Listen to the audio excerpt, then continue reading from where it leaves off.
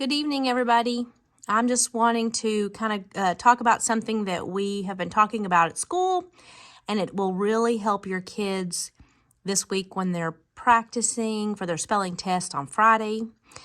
First thing I want to talk about is, your child will be able to talk to you about this too, because this is something that we've been practicing since the beginning of school, but two syllable types that we talk about a lot are open and closed.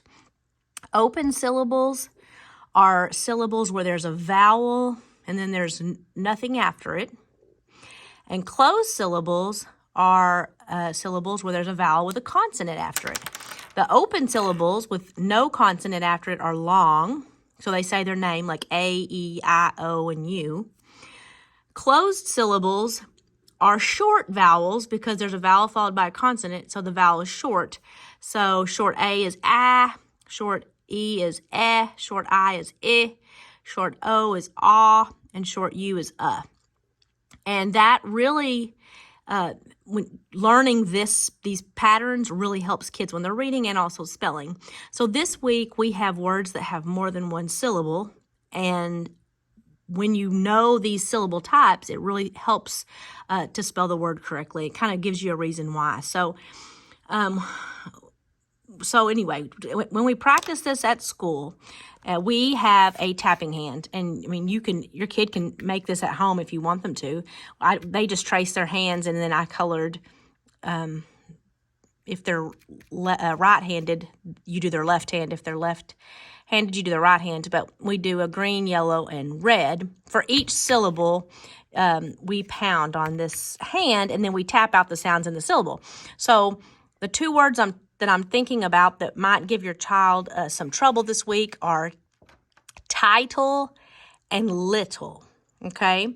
So on title, when they are going to spell the word title, they would pound out the syllables and titles. So they would say title, okay? So tie is what they're going to write first.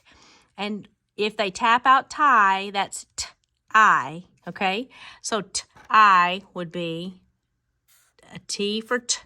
And I is a long I sound, okay?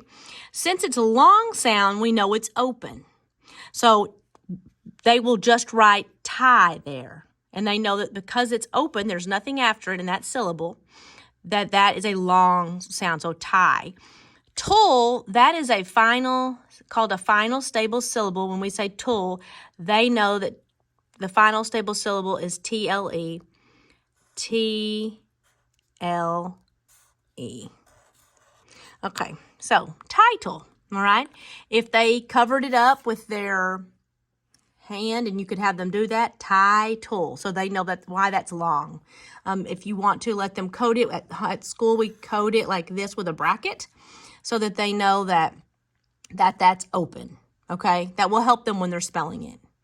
Little, when they're doing the word little, they're going to pound out the syllables in little, little, okay? That doesn't have a long sound, little, so if you tap out it, that's going to be it. Okay, that's obviously that is a closed syllable because it is short there. That's short, a vowel followed by a consonant. So that's lit.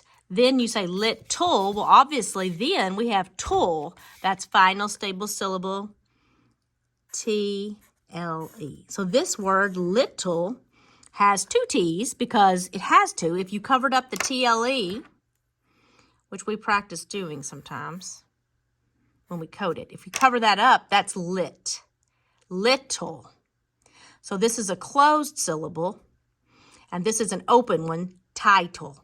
I know that actually will help them understand why these words are spelled that way.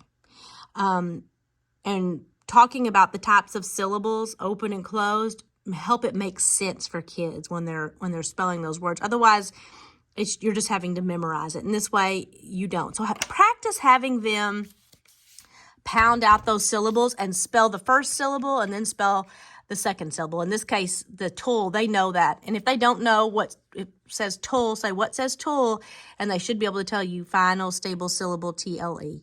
I know this sounds like a lot of information, but we do it at school, so hopefully this will help to know this at home. If you have any questions, let me know. Bye.